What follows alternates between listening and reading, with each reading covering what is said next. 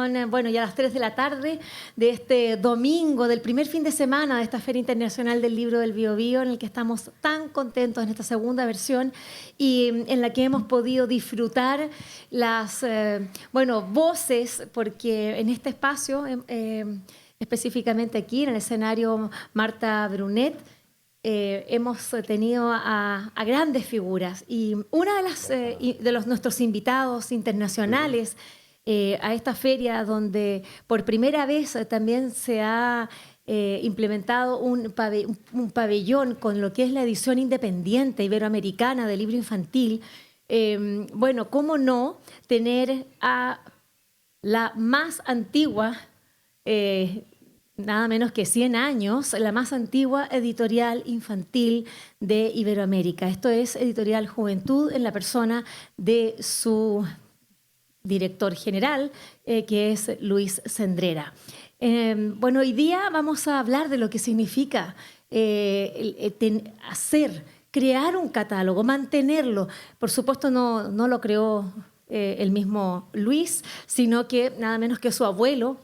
En el año 1923, José Cendrera Fecha funda Editorial Juventud. Es una editorial que ha marcado nuestra propia bitácora lectora, nuestra propia bitácora vital. Los libros de juventud son parte de nuestras vidas, fueron nuestras lecturas de niños, de jóvenes. Y lo interesante es que luego de la fundación de esta editorial lo tomó la hija de José Cendrera Fecha, que es Conchita Cendrera Tomás, la tía de Luis. Y Luis, en los 80 decide tomar esa posta y a seguir complementando, y que no debe ser nada de fácil. Por eso es muy interesante escuchar atentamente y mirar, ¿no? Lo que puede ser el recorrido vital de lo que es la editorial. No es nada de fácil. Está también con nosotros un amigo, por eso estaba este ánimo festivo. Gonzalo Oyarzún es profesor, bibliotecario, y es uno de las personas más relevantes dentro del ecosistema del libro y la lectura en nuestro país. La Biblioteca de Santiago, que es nuestra biblioteca señera, de estas grandes bibliotecas como las que soñábamos mientras estábamos en la oscura noche de la dictadura, y que nos trajo estos aires de transición democrática. La Biblioteca de Santiago tuvo como su primer director a Gonzalo Oyarzún, abriéndonos la cabeza, haciéndonos explotar que porque una biblioteca podía tener hasta guaguatecas, es decir, ¿qué era eso?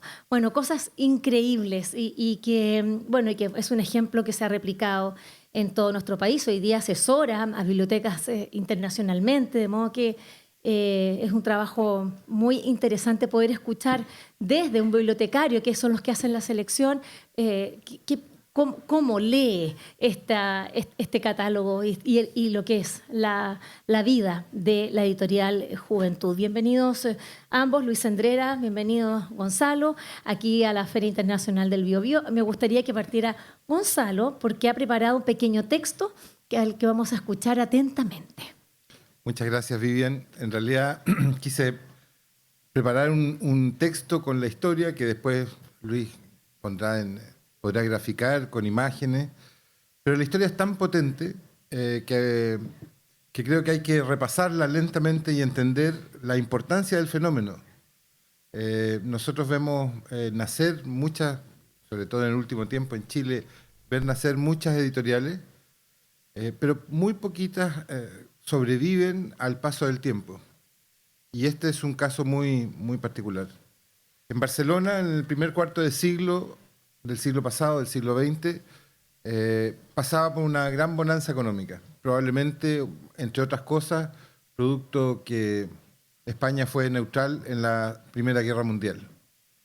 Y eso permitió que muchos empresarios, invirtieran en distintos ámbitos, y uno de los principales que invirtió fue la prensa.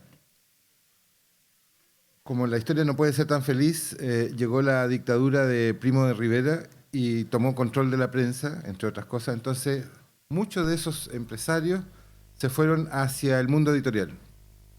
Ahí, a iniciativa de José Sendrera, fecha, nace la editorial Juventud el 5 de octubre del año 1923, justo 100 años, dentro de la Sociedad General de Publicaciones. Él, poquitos años más tarde, el 25, tomaría la gerencia general de esta editorial, y ya en el 39 quedaría como socio mayoritario y comenzaría a incorporar a su familia. La convertiría de ser una empresa de la sociedad, ¿cómo se llamaba? Sociedad General de Publicaciones, a ser una empresa familiar. Comienza a incorporar a sus hijos al quehacer de la editorial. Conchita, de la cual hablaremos de manera destacada porque es muy importante, José María, Pablo, Luis Manuel más tarde y Jorge. Los primeros años de Juventud fueron bastante potentes porque se armaron las primeras colecciones. Una de las primeras colecciones fue la colección La Novela Rosa. Fue tal el éxito de esta colección emblemática que fue la que tenía más ventas.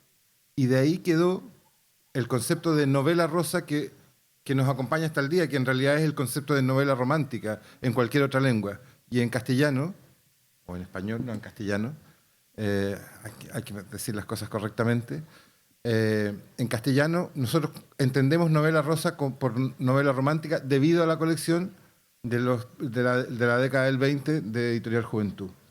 Muchas otras colecciones salieron ahí, la colección Aventura, la colección Obras Maestras, la novela Azul. Lo potente de esto es que los tirajes de estas colecciones por cada título era de 10.000 y algunos alcanzaban los 120.000. Además, estas colecciones eran publicaciones quincenales. O sea, se pueden comprender el nivel de tráfico de ejemplares y de libros, quizás algo parecido a lo que sucedió con Quimantú acá a principios de la década del 70. En el año 26 se puso en marcha, o sea, 3 años después, se puso en marcha el desarrollo de colecciones infantiles y juveniles que perduran hasta el día de hoy. Yo aquí quisiera parar y quisiera pedirles a ustedes, los que están en el público, que levantaran la mano si conocen alguna, solo una o alguna de estas obras. ¿Alguien conoce Peter Pan? ¿Heidi? ¿Alguien conoce La abeja maya, por ejemplo? ¿Les suena? ¿O los cuentos de Anderson? ¿O Alicia en el País de las Maravillas? Sí. Bueno, Juventud fueron los primeros en traer y traducir al castellano, al castellano y al catalán, todas estas obras. Todas, incluyendo además los cuentos de los hermanos Grimm, La isla del tesoro, Bibi, Emilio y los detectives, Las aventuras de Pirocho y mucho más tarde, ya en la década del 40, Mary Poppins, entre muchas otras. O sea, todo lo que nosotros entendemos como la literatura clásica infantil se publicó por primera vez en la historia en castellano en Editorial Juventud. Esa es la importancia, y estamos hablando que la mayoría de estos se publicaron entre el 20 y el 30. Antes de que terminara la Guerra Civil Española, y principalmente antes de que empezara esa guerra. A partir del año 30,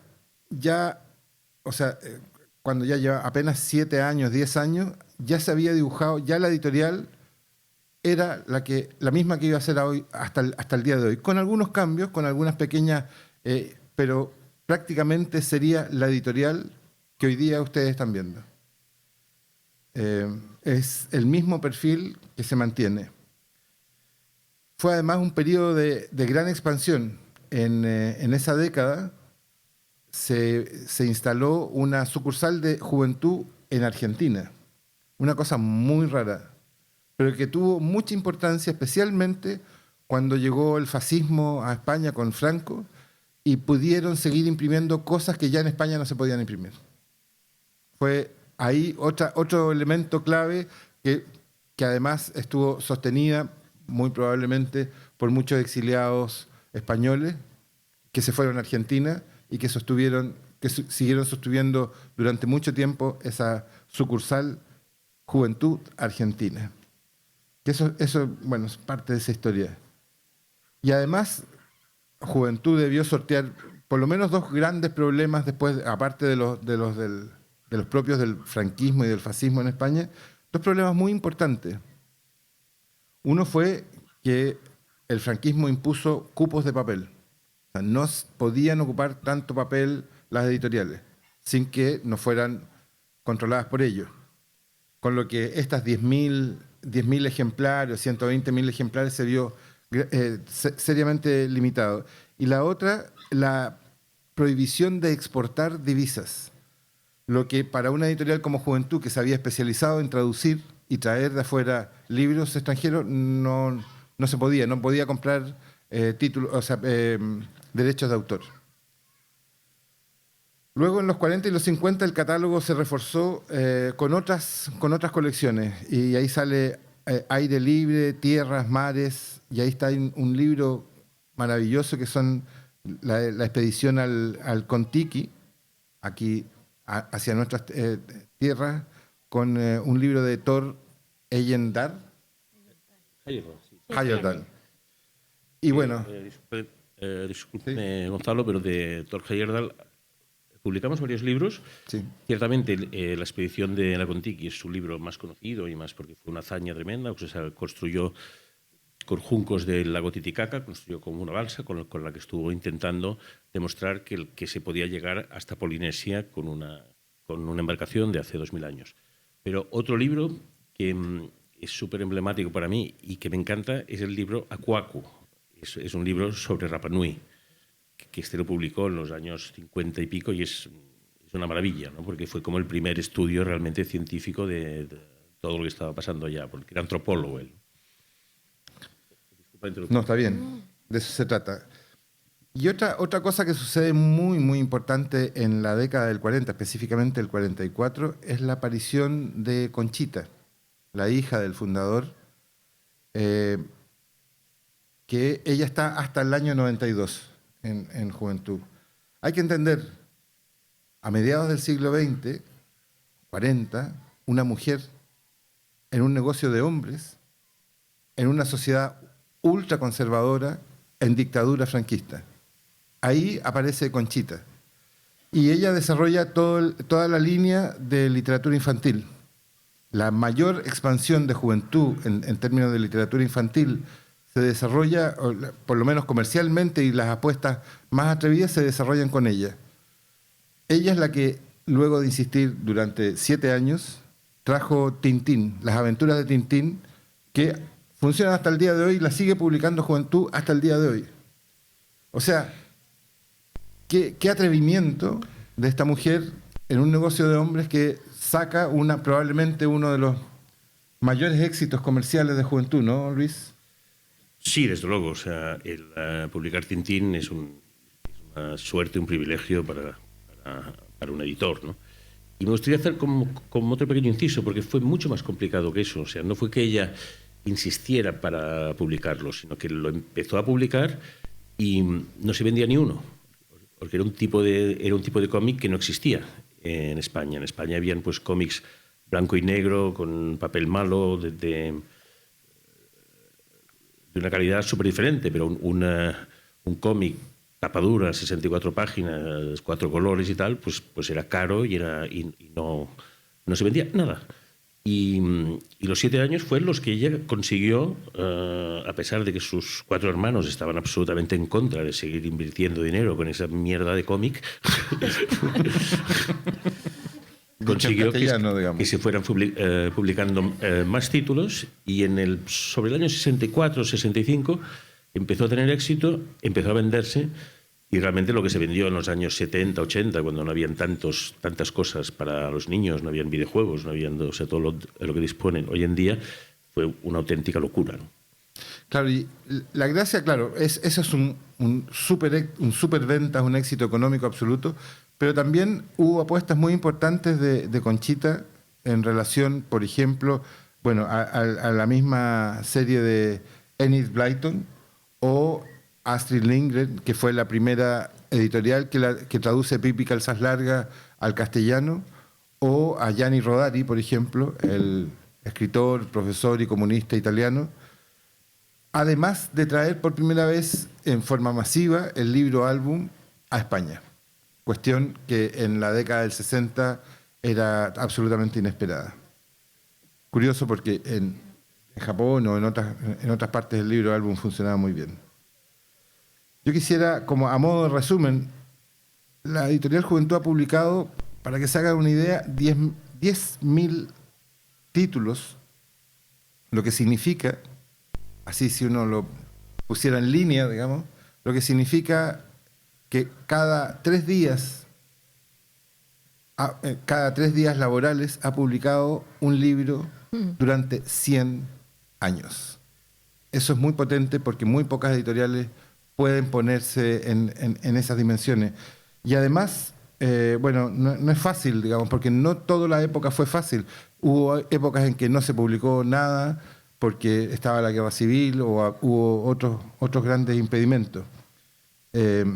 No solamente eso, además, Editorial Juventud ha liderado de manera muy sostenida no solamente el desarrollo de su propia editorial, sino que el fortalecimiento del trabajo asociativo, específicamente creando hace algunos años atrás, en conjunto con otras editoriales también, pero generalmente más pequeñas, la asociación Álbum, que es una asociación que trabaja con el libro álbum, y tomando un protagonismo muy importante, primero en IBI Cataluña, luego en OEPLI o IBI España, y ahora en IBI Iberoamérica, y formando, en el caso de Luis específicamente, formando parte del gobierno de IBI internacional.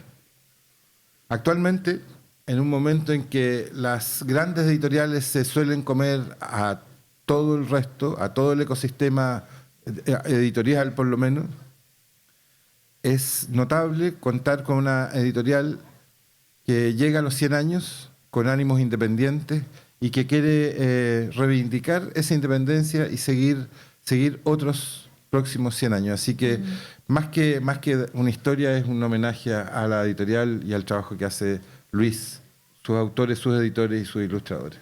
Muchas gracias, doctor. Bonitas palabras, Gonzalo. Y yo, si me lo permitís, voy a intentar hacerlo desde allá, porque me da miedo de que al levantarme acaben haciendo twitters de cómo caigo al suelo. ¿Me avisas para sacarte la foto? Sí.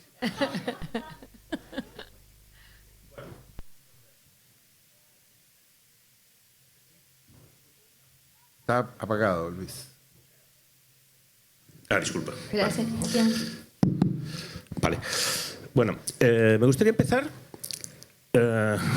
No hablaré de Editorial Juventud para empezar.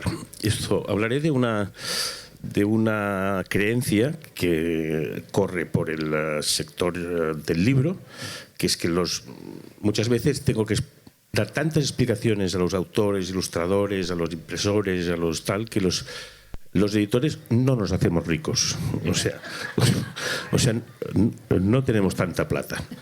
O sea, eso, y les voy a dar como un ejemplo. O sea, eso pasó a la historia. Hace 100 años sí.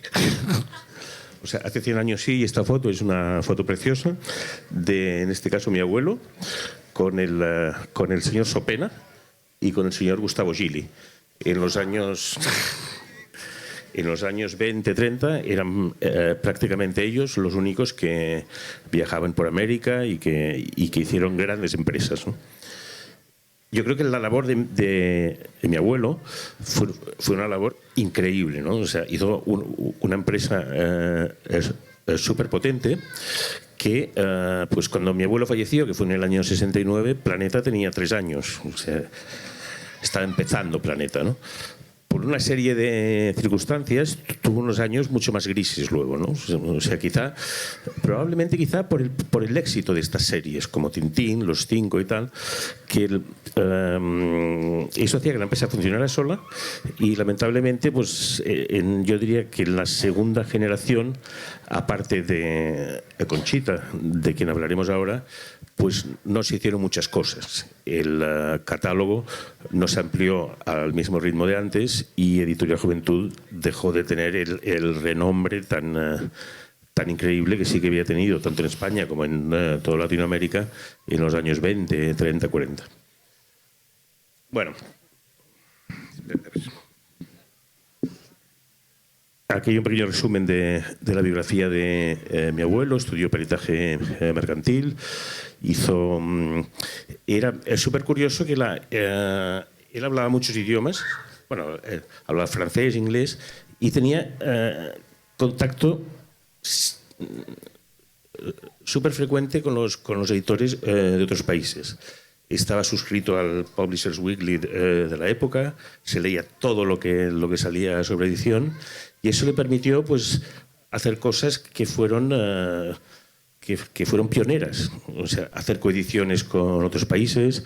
Hizo unas colecciones de arte románico, de arte... libros grandes, o sea, como Coffee Table Books de los años 20-30, en coedición con una editorial francesa, Artaud, con quien ellos mantenían mucha amistad.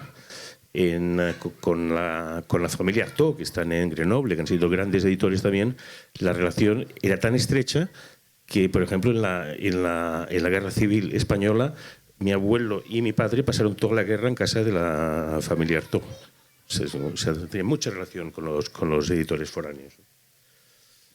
Tenía unas técnicas de marketing que ahora que estamos preparando varias exposiciones sobre los 100 años y tal, me dejan perplejo. O sea, me encuentro cosas que dicen, o sea, cómo en esa época el marketing que hacía, publicidad que hacía, es mucho mejor que el que estamos haciendo ahora y el que hacen muchas editoriales, ¿no? O sea, tenía mucho mérito con eso. Y como Gonzalo explicaba muy bien, pues todo salió de un conglomerado que él dirigía, que es la Sociedad General de Publicaciones. De ahí habían revistas para la mujer. Creó la revista Lecturas. No sé si conocen aquí la revista Lecturas. Es como el Lola, o sea, todavía existe Lecturas, ¿no? Sí. Y El Hogar y la Moda. El Hogar y la Moda era una revista para la mujer. Es de IMSA, todavía funciona. O sea, Hogar y la Moda todavía funciona hoy en día. Pero bueno, luego lo que hizo fue crear tres sellos, ¿no? O sea, Editorial Juventud, más para ediciones populares. Edita, eran libros de lujo. Y Mentora, para ediciones en catalán. Y este gráfico es para situar un poco todo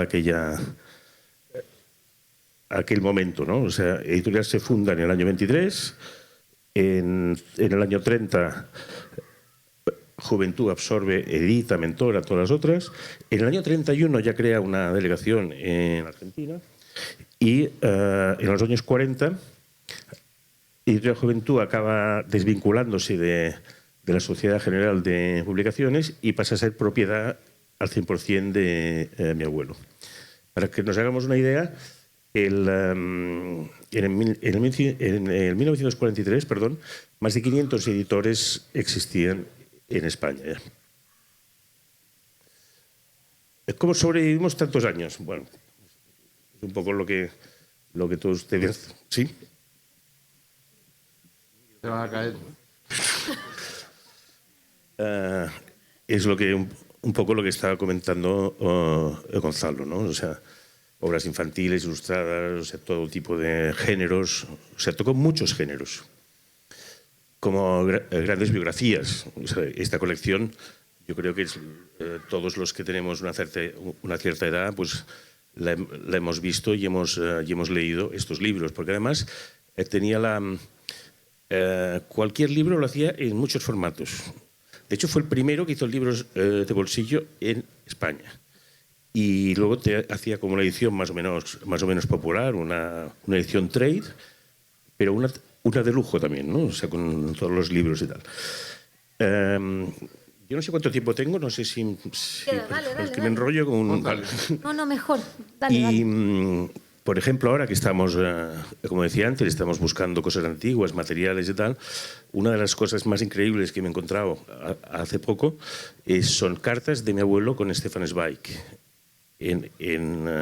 Cuando Stefan Zweig ya estaba allá en Brasil, y una de las cartas es de 15 días antes de que se quitara la vida, ¿no? Son cosas que cuando las ves, o sea, te quedas temblando, ¿no?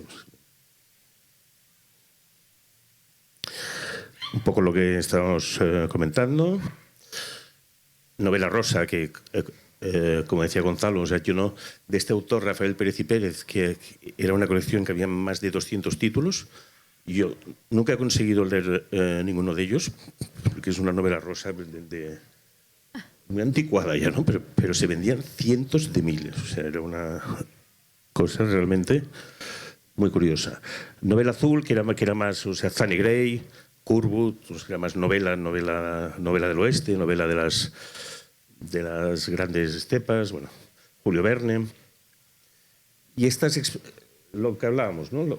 Una colección que se llama toda la vida Colección Amarilla, sobre las grandes expediciones, sobre los grandes navegantes, sobre los grandes descubrimientos. O sea, cabían muchas cosas aquí, ¿no? O sea, viajes y expediciones. Y este es el libro que estábamos comentando ahora, el de Expedición de la Kon-Tiki. Pero otro libro que me encanta a mí, como decía, es el Aku-Aku. Todo lo hacía en bolsillo también. Y aquí pues son las primeras, es lo que hablábamos antes, que son los primeros libros infantiles. Publica Peter Pan en 1925, cuando no estaba traducido todavía al castellano, y con ilustradores muy buenos. O sea, Mabel Lucy Atwell, esta es una ilustradora inglesa, pero también lo hizo con muchos ilustradores de España de esa época y que marcaron tendencia, como Lola Anglada, como Mercedes Guimona, o sea, gente que luego fueron de los grandes ilustradores. Hacían mucha literatura juvenil, hacían el libro de las niñas. Había temas que bueno, hoy en día quizá no serían tan correctos, pero bueno, eran épocas diferentes. Y luego tenían la increíble imaginación como para hacer cosas que hoy en día pensamos que se han inventado recientemente, como un libro pop-up o como un libro con tal. Pues esto lo hizo ya en los años 50, ¿no?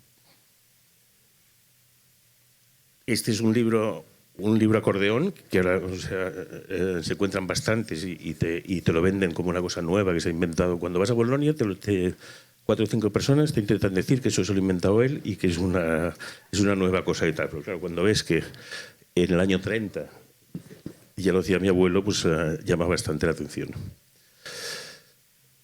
Un libro teatro, o sea, un libro que no es un kamishibai, pero es, o sea, se van abriendo las puertas y es un libro teatro, ¿no? O sea, en este caso sobre el circo.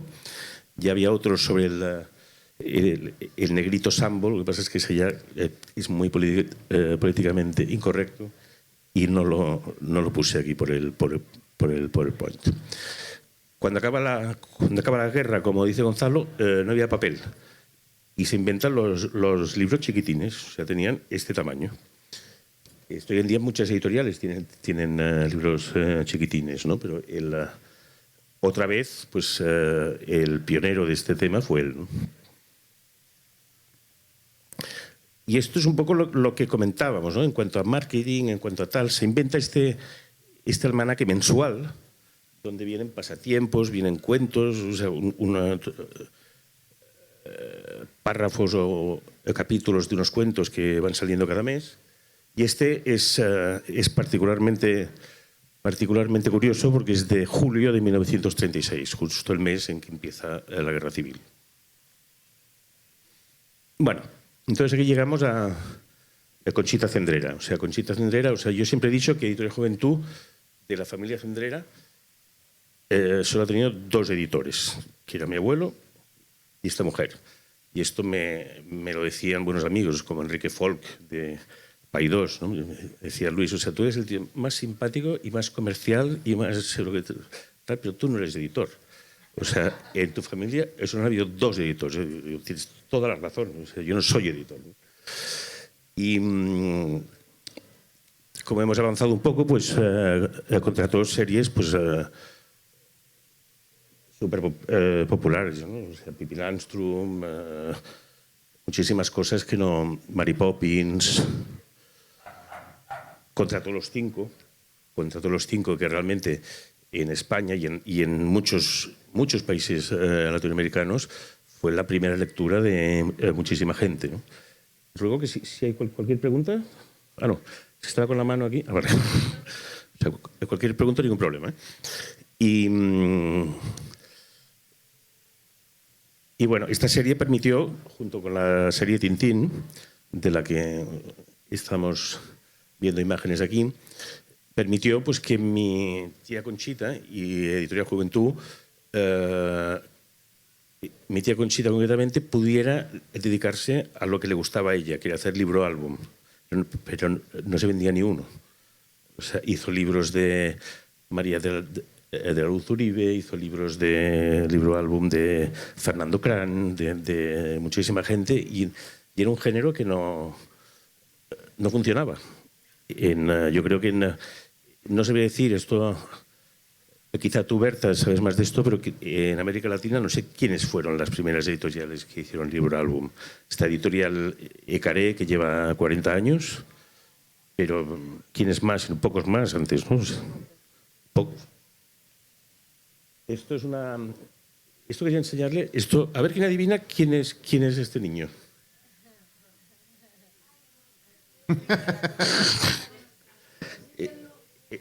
Esto es para denunciar la explotación infantil. Trabajo infantil. No, bromeo, pero bueno, o sea, aquí tenía 5 años yo. Tenía 5 años, lo cual demuestra que llevo promocionando Tintín desde hace 55 años. O sea, pienso que pocos comerciales han trabajado para el mismo libro tantos años. Y esta foto la repetimos, o sea, intentamos repetir como una simulación de esta foto hace unos años para el catálogo del año 95 o así. Y pues es el hijo de nuestra editora. O sea, todos son hijos de gente que trabaja en Editorial Juventud. Y ella iba comprando derechos, iba haciendo y no vendía ni uno, pero seguía. Ella estaba convencida de que el libro álbum un día sería una realidad y sería un éxito. Y yo creo sinceramente que el tiempo le ha dado la razón. O sea, hoy en día el problema que hay quizás es que hay demasiados. O sea, demasiadas editoriales hacen libro álbum y es un género demasiado repandido. Toribio, Cuenta que te cuento, con María de la Luz Uribe en el año 50. No, esto está mal. Esto era del año 70 o así. Y bueno, estamos llegando un poco a la modernidad. O sea, Editorial Juventud sufre, como les dije, hubo unos años que... bueno, digamos que dio un salto cualitativo cuando en un momento dado pues, la empresa cambió un poco de accionistas, ¿no? Porque claro, piensen que, como bien ha dicho Gonzalo, mi abuelo pasa de ser propietario 100%, al cabo de cuando muere mi abuelo pues eran 5 hijos y en los años 90 lo que pasó es que los 5 hijos yo tenía 32 primos. O sea, con lo cual es, lo más normal en una situación así es que la editorial se venda o que la editorial cierre. O sea, es lo que pasa con muchísimas. O sea, cuando llega... sobrepasar la tercera generación cuesta muchísimo. Y cuanta más familia hay, más, ¿no? O sea, es súper complejo. Pero bueno, las cosas se dieron de una manera de que, junto con un primo mío, pude quedarme con la propiedad de la empresa.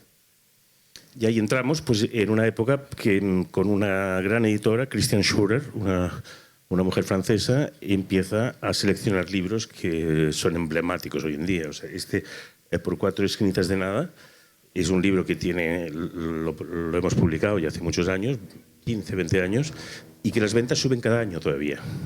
O sea, porque cada día lo conoce más gente, lo recomiendan más maestros, lo recomiendan... Estela Luna, solo en Estados Unidos vendimos más de 500.000 ejemplares en castellano. No me extenderé mucho, tienen catálogos si alguien quiere algún catálogo. Están, como bien saben, están muy de moda todo lo que son libros informativos. O sea, es una cosa que nació pues hace 6, 7, 8 años y es un boom tremendo ahora. Es un boom tremendo y yo comento muchas veces que o sea, como editor estoy encantado y son libros muy buenos, pero también me da una cierta tristeza, ¿no? Porque el libro ficción, el libro álbums sobre ficción normal, que es un libro buenísimo, que te habla que te puede ayudar para muchísimas cosas. O sea, no hemos publicado El monstruo de colores, que tiene 25 emociones, pero yo pienso que cada libro álbum tiene una emoción, por lo menos, y te explica algo. Y puede ayudar a un padre a hablar con su hijo sobre cualquier tema. El divorcio, las nuevas familias que se unen, mil cosas. Últimamente, pues lo que está teniendo como un auge tremendo es el cómic para jóvenes de edades, 6, 7, 8 años. Es algo que habíamos intentado ya 15 años atrás, 20 años atrás, nunca había funcionado mucho y ahora realmente es un boom. O sea, es un boom, pero tremendo. Este autor, Ben Clanton, en Estados Unidos venden millones de ejemplares. En España no hemos vendido millones todavía, pero estamos intentándolo fervientemente cada día. Entonces también, o sea, ahora la editora Christian Schurer me dejó porque por él falleció su marido y un día me dice: Luis, me he enamorado de un novio que tenía cuando iba al liceo francés en París. Voy a casarme con él y me voy. Y digo, ¿pero cómo te vas? O sea, ¿qué hago yo? O sea, yo no sé hacer libros. Y bueno, teníamos una relación fantástica, ¿no? Pero me dice, no te preocupes, lo tengo todo solucionado. Y me presentó a Elodie Bourgeois, que es la actual editora de Editorial Juventud. Yo creo que Mercè podría decir cómo es Elodie. O sea, trabajar con ella es un amor. O sea, es una persona que no se altera nunca, tiene un criterio buenísimo, tiene como una visión buenísima. Y yo creo que es ella, bueno, creo no, es el artífice realmente de nuestro catálogo y del auge un poco de nuevo de Editorial Juventud. O sea, hacemos mucha producción propia. Libros como este, el de la física cuántica, lo hemos vendido a casi 30 países. Aquí pone 17 porque esto está hecho ya hace bastantes días. El libro Mía se hace mayor, que es un libro sobre la pubertad de las niñas. Es un libro sobre explica cuando una niña de 8 o 9 años empieza a tener primeros cambios. O sea, no es una guía sexual para jóvenes, es una guía para preguntas que se hacen las niñas y tal. Tiene muchísimo éxito y hay un caso curiosísimo que estábamos comentando mientras almorzábamos ahora, que es en Polonia es el libro infantil más vendido desde hace 4 años. Los derechos que nos llegan de allá son sorprendentes. O sea, es todo un fenómeno. Entonces, España nunca ha sido un país, y Latinoamérica tampoco, o sea, nunca han sido países que les fuera fácil vender derechos para otros idiomas. Siempre esto ha estado en manos de los anglosajones, de los franceses, de los alemanes. Pero en los últimos años realmente se ha hecho como una labor buenísima por parte, aquí desconozco más pero de este tema, pero por parte del gobierno catalán, que en Cataluña es donde está concentrada la gran mayoría de las editoriales. Piensen que Barcelona es la capital editorial de España, desde luego, y del habla castellana, quizá. O sea, hay muchísimas editoriales allá. Y son muchas las que ahora venden muchos derechos y es muy curioso porque estamos vendiendo derechos a Inglaterra, por ejemplo, cosa que era impensable. O sea, cuando en una feria en Bolonia estabas reunido con un editor inglés, tú después de aguantarle, de ver todos sus libros y de tal, tú decías, me gustaría enseñarle un libro que hemos hecho. Y, no, we don't buy rights. Y digo, ¿cómo no buy rights? O sea, porque yo te puedo comprar y tú ni te planteas comprar. Y ahora están comprando derechos. O Una cosa bastante curiosa. Hemos tenido bueno, esto empezando con lo del año 31, pero una presencia por Latinoamérica siempre. Hemos tenido una gran presencia y un gran protagonismo en compras públicas de muchísimos países, desde los años 80 y pico, 90. Cualquier país, cuando han habido grandes compras para hacer bibliotecas de escuela o tal, pues Juventud siempre está presente. E incluso les diría, y sin ningún ego, pues que entre las 2, 3 editoriales que más ejemplares y más títulos tenían seleccionados cada vez, ¿no? Nuestros libros gustan mucho y es un tema que llevo personalmente desde el año 85. Y aquí, por ejemplo, pues nada, es como un ejemplo. Esto es la feria de... Esta feria murió, era la Book Expo América. Es una feria que se hacía itinerante por Estados Unidos, luego se acabó haciendo solo en Nueva York. Y es una pena realmente, porque Estados Unidos es un mercado inmenso. Es un mercado inmenso para el libro castellano, por una ley que hace que cada biblioteca pública tenga que tener el mismo porcentaje de libros castellanos, hindús o cualquier lengua que tiene el porcentaje de esa población allá, ¿no? Esto, por ejemplo, es una pregunta, Luis. ¿A qué atribuyes tú como clave para que Juventud esté presente prácticamente en todas las compras públicas de Latinoamérica? ¿Hay algo que a ti te haga sentido que sea esencial para que eso suceda? En el micrófono. Nuestra gran baza, nuestra gran virtud es que somos súper constantes. Y cuando creemos en un libro, ese libro queda en nuestro catálogo durante mucho tiempo. Todo el tema de las compras públicas, como bien sabes, no es un tema rápido. Es un tema de que sacas un libro, desde que llega tu distribuidor en México, en Guatemala, en Chile, donde sea, pasa un tiempo, lo presenta a los organismos que pueden hacer compras públicas y ese pedido puede venir 4 años más tarde.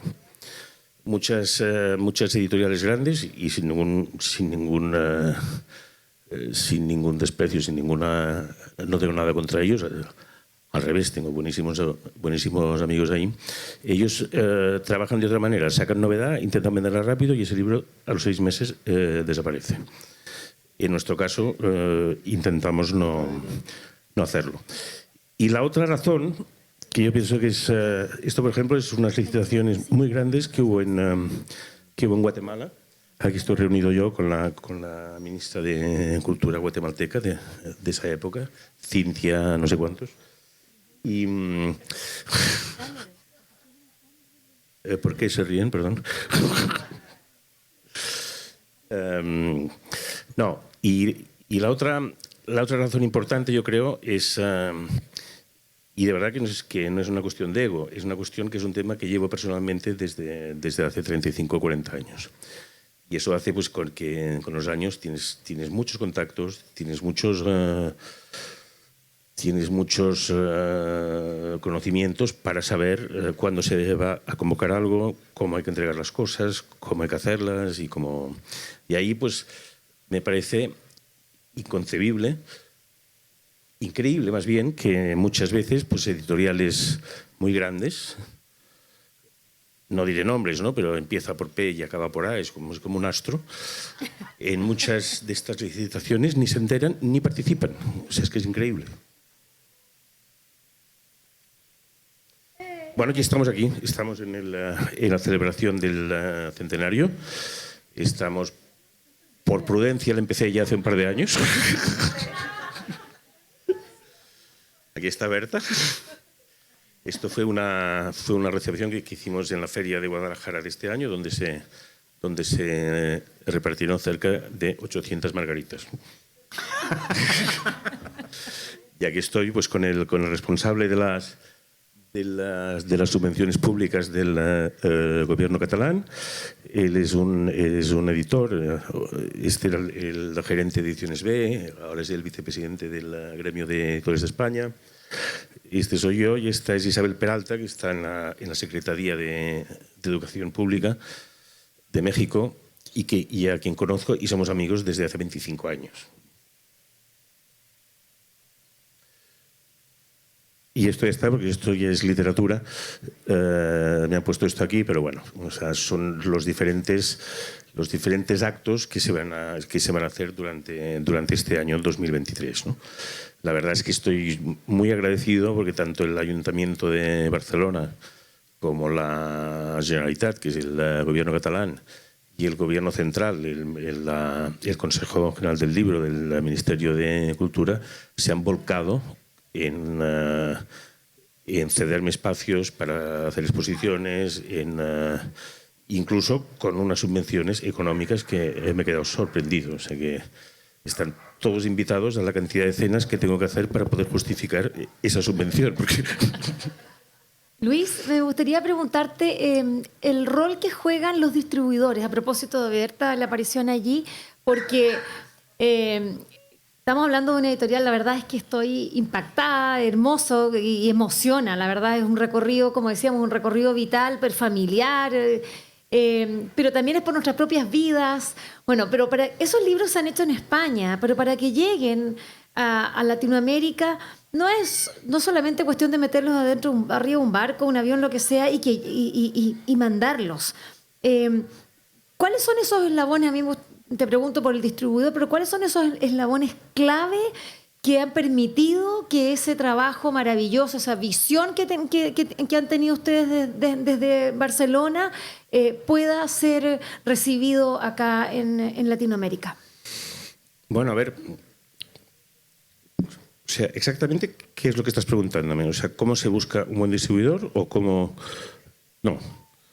Yo creo que cuando te pregunto, el rol que cumple un distribuidor u otro eslabón, quizás haya otro más allí que sea clave. Por eso te pregunté por el distribuidor primero, pero capaz que se me está yendo otro. No. O sea, ¿Cómo es ese recorrido del libro? El encontrar el distribuidor adecuado es la clave. Piensa que es una pieza importantísima y imprescindible muchas veces, ¿no? Porque yo podría intentar vender directamente algunas cadenas de librerías, algunas cosas, pero nunca sería tan buena gestión como te puede hacer un buen distribuidor. Luego están las compras públicas, que en la gran mayoría de los países, yo diría que casi en todos, tiene que hacerse a través de un distribuidor, porque muchas veces hay que poner avales, hay que poner cosas, y es el distribuidor de aquí que hace un gran esfuerzo y que pone todos estos avales y trabaja realmente. El que más trabaja en una licitación es el distribuidor local. ¿Y en qué países, por ejemplo, no ha resultado? ¿En qué países no ha resultado? O sea, yo creo que en los países donde han habido licitaciones hemos funcionado muy bien siempre. El tema es que no todos tienen licitaciones. Esto... de una manera genérica, y corrígeme si me equivoco, pero yo creo que las licitaciones importantes empezaron en México en el año 97, donde pues, decidieron crear bibliotecas de escuela y bibliotecas de aula, y las compras fueron de millones de libros. Eso fue muy bueno para el sector, bueno para las escuelas, porque el criterio de selección de esos libros era de libros de mucha calidad, a veces quizá demasiada, porque incluso muchos maestros no sabían interpretarlos, pero eso propició también que nacieran muchas editoriales nuevas que hacían libro-álbum. Pero tampoco es fácil hacerlo, ¿no? Entonces, si una editorial nace solo con el propósito de hacer licitaciones, si de repente pasan 2 años sin que hayan, esta editorial desaparece. O sea, una editorial, yo entiendo que tiene que ser autónoma de este tema. Y si hay una licitación, fantástico. O sea, mejoras tus números de ese año, pero si no, pues tienes que poder sobrevivir igual, ¿no? Y bueno, pues lo que es bonito es que siguen saliendo iniciativas nuevas. Por ejemplo, Guatemala, como hemos visto antes, solo no había hecho compras públicas nunca, licitaciones. Y fue 2012, 2013, 2014, y fue una mujer, otra vez, lo que estábamos hablando ayer, una mujer no solo inteligente, sino con una fuerza vital tremenda, a quien bien conoces tú, Regina Cafaro, que ella sola desde el ministerio, pero no estando empleada para el ministerio, a pesar de que tenía como una oficina allá, ella como autónoma, se iba a Europa, se iba a Bruselas, conseguía 25 millones de dólares, volvía, convocaba a licitación, casi repartía los libros, o sea, todo lo hizo una sola mujer. En Guatemala, pues desde el cambio que hubo presidencial, de momento no se ha hecho nada. Si hay algún editor por aquí, no. Bueno, o sea, Regina tiene la plata para volver a convocarla, que intentará hacerlo cuando este presidente salga.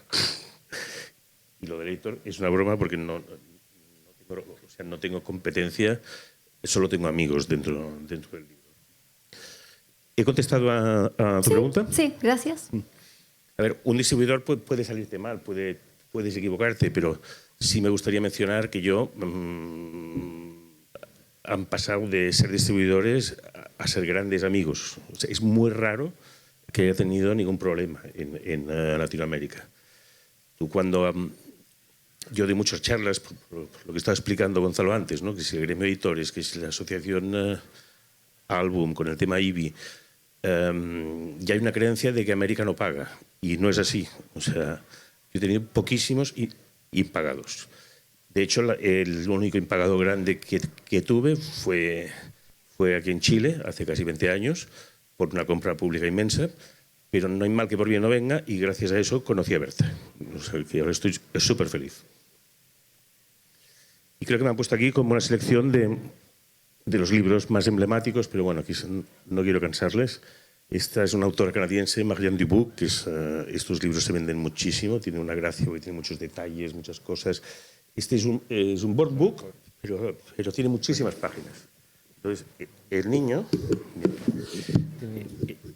nunca se lo acaba, porque no llega nunca hasta el final, vuelve a empezar, no sabe si está por el principio.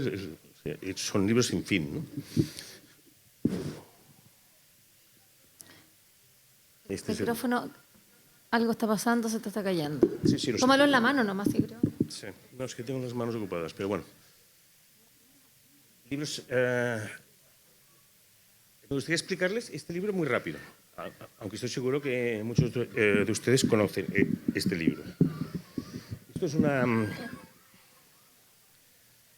Esto es un autor francés, Jérôme Rouillet, que su mujer, Isabelle Carrière, también escribe libros de este tipo.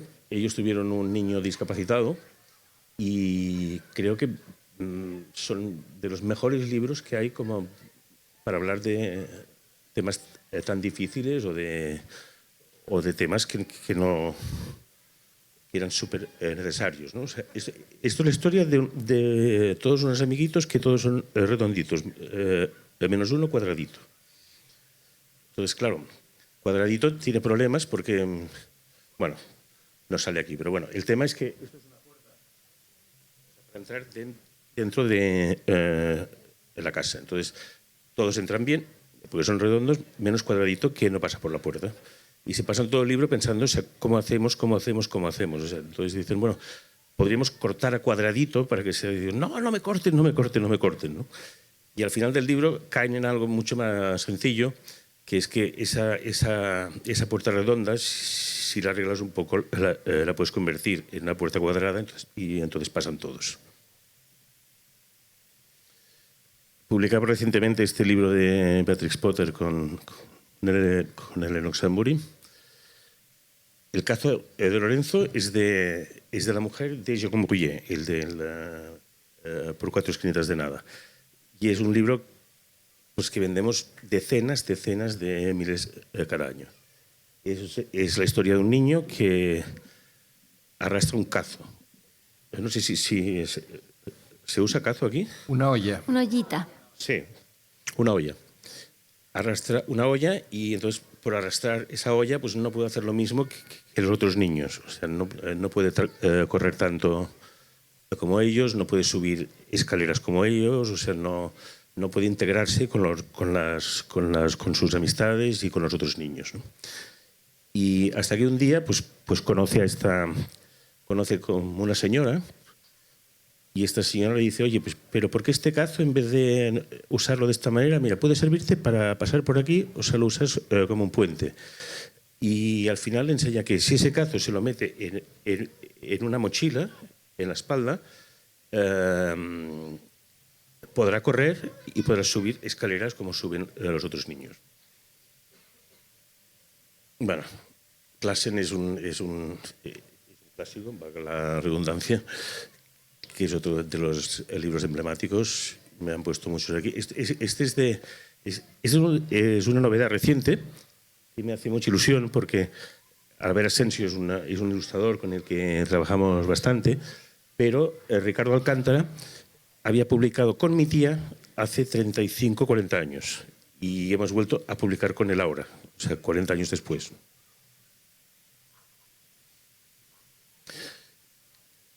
Este es un libro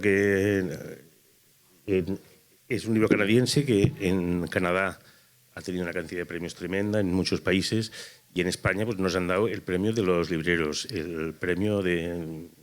Bueno, nos han dado varios premios. Es la historia de un niño judío que se hace amigo de una niña musulmana y los dos tienen como una pasión que es la astronomía.